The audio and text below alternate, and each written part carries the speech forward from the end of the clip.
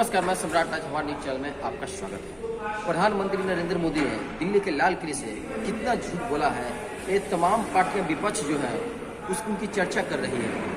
क्या कुछ कहना था प्रधानमंत्री का।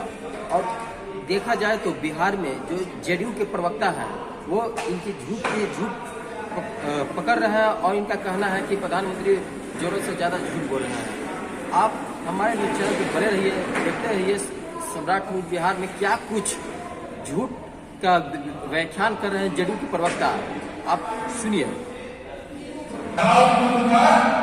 और नाम बदलते हैं तो शाहजहां के लाल किला पर कैसे चढ़े? कौन मंत्री तो रहते तो मंत्र किया शुद्धिकरण का तो उसको बोले होंगे तो शाहजहां का बनाया हुआ है, उस पर चढ़ने में दिललता नहीं लगी आपको, लाज नहीं लगा तो शाहजहां के कार्यकाल को आप गुलामी का कार्यकाल बताते हैं और शाहजहां के बनाए हुए लाल किला पर चढ़ के झंडा फहराते हैं। वो भी झंडा आप जब फहराते हैं नरेंद्र मोदी जी तो देश के स्वतंत्रता सेनानियों की आत्मा को बहुत चोट पहुंचता है। देश के स्वतंत्रता सेनानी के परिजन यह जानना चाहते हैं कि आप तो राजनीति के उस परंपरा के हैं। कौन सुनिया लगा है जो तिरंगा से प्यार करने लगे, जो तिरंगा को अशुभ कहता था।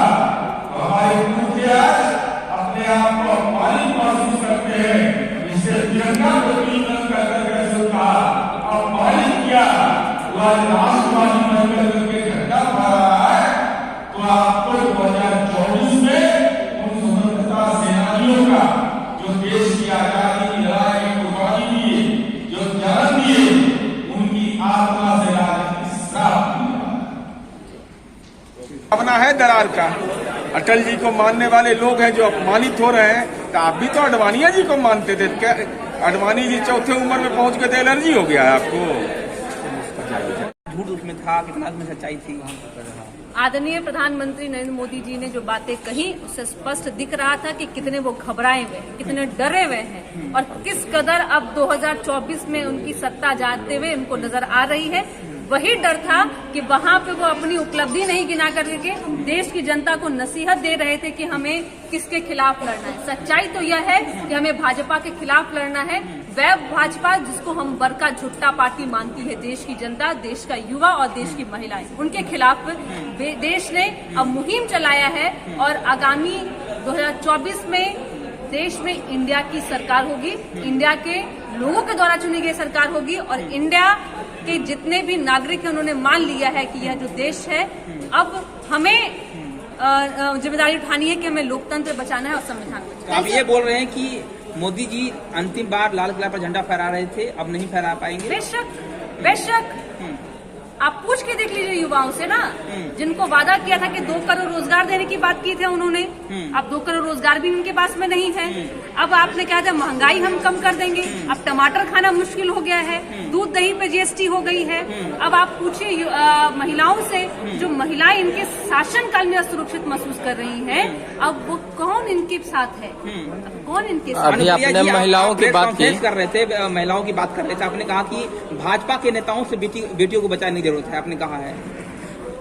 2000 इसी वर्ष की बात है जब नए संसद भवन के उद्घाटन हो रही थी, उस दिन आपको याद होगा कि जो देश का मान सम्मान बढ़ाने वाली बेटियां हैं उनके ऊपर लाठी चलाया गया और वो किसके खिलाफ आवाज उठा रही थी? भाजपा के सांसद ब्रिजभूषण सिंह के खिलाफ सवाल उठा रही थी। लेकिन आदरणीय प्रधानमंत्री मोदी जी के पास समय नहीं था कि वह ब्रिजभूषण के ऊपर कुछ बोले और मुझे कहते हैं कि बोलने की जरूरत नहीं थी, एक्शन लेने की जरूरत थी, जो आपने एक्शन नहीं लिया। दूसरी घटना मणिपुर की, जहाँ पे डबल इंजन की सरकार है, आपने आदरणीय प्रधानमंत्री मोदी जी को भी रिक्वेस्ट करते हुए सुना होगा और गृह मंत्री अमित शाह जी को भी रिक्वेस्ट करते हुए सुना होगा कि जहाँ जहाँ डबल इंजन की सरकार होगी वहाँ पे किसी भी तरह की दंगा और किसी तरह कुतंत्र नहीं होगा। लेकिन मणिपुर जहाँ डबल इंजन की सरकार है वहाँ बेटियों को निर्वस्त्र करके घुमाया गया, उनके साथ में अभद्र व्यवहार किया गया। लेकिन आदरणीय प्रधानमंत्री मोदी जी के पास में समय नहीं है बेटियों के लिए बोलने के लिए। तो मुझे लगता है 2024 अब कि जो लाल किला पे जो झंडा फहराया जाएगा वह आम जनता के द्वारा, आम जनता के लिए चुनी गई सरकार के और इंडिया की सरकार। अपने मणिपुर की बात करें, मणिपुर का जो वीडियो था 2 महीने बाद वायरल हुआ था, इसके ऊपर क्या कहना चाहते हैं? देखिए, मुझे लगता है ये बहुत ही दुखद है। वहाँ के मुख्यमंत्री जी की जिम्मेदारी थी जब ये घटना हो रही थी। पहली बात तो इसमें असफल वहाँ की सरकार है कि 2 महीने तक दंगे होते रहे। और आदरणीय प्रधानमंत्री मोदी जी कब बोलते हैं संसद भवन में, जब विपक्ष अविश्वास प्रस्ताव लाता है, और वो दिन कितना दिन था? 100वां दिन था। 100वें दिन आदरणीय प्रधानमंत्री मोदी जी बोलते हैं, और देश के प्रधानमंत्री को 100 दिन लग गया बोलने पे मणिपुर पे, और तब भी उन्होंने नहीं कहा। तो मुझे लगता है कि वहाँ की राज्य सरकार और देश की केंद्र सरकार दोनों की विफल रही, जिस कारण से ऐसे कुकृत्य घटना को देखने। अनुप्रिया जी, लास्ट सवाल है, बिहार पर आ जाते हैं। सम्राट चौधरी काफी जोश में है आजकल। पहले कह रहे हैं कि अब नीतीश कुमार पहले अपने पापों का प्रायश्चित कर ले। मोदी जी तो इस बार क्या 10 सालों तक फहराते रहेंगे झंडा? माननीय मुख्यमंत्री जी ने बिहार को चौतरफा विकास दिया है, महिलाओं को सशक्त बनाया है, सामाजिक आर्थिक रूप से सशक्त बनाया है। तो हमने तो पुण्य किया है, हमने सड़क पुलिया बनाया, हमने तो पुण्य किया है। यहाँ युवाओं को रोजगार दिया है, यह पुण्य है।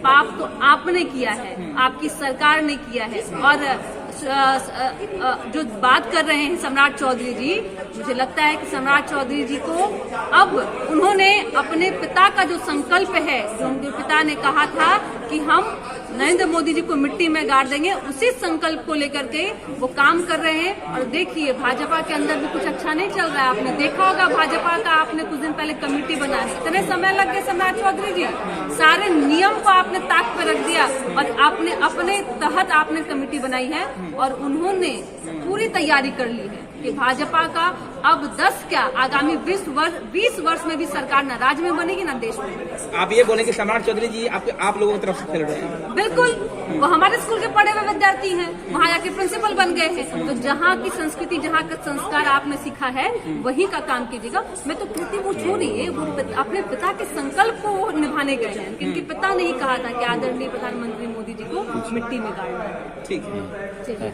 मिल जाइए। क्या कुछ कहा जेडीयू के प्रवक्ता ने, आपने सुना, आपने इनकी बातों को गौर से सुनिए, कितना झूठ कितना सही इनके व्याख्यान कर रहे हैं जेडीयू के प्रवक्ता। आपने कमेंट बॉक्स में बताना है। देखते रहिए सम्राट न्यूज बिहार, हमारे न्यूज चैनल पे बने रहिए। धन्यवाद।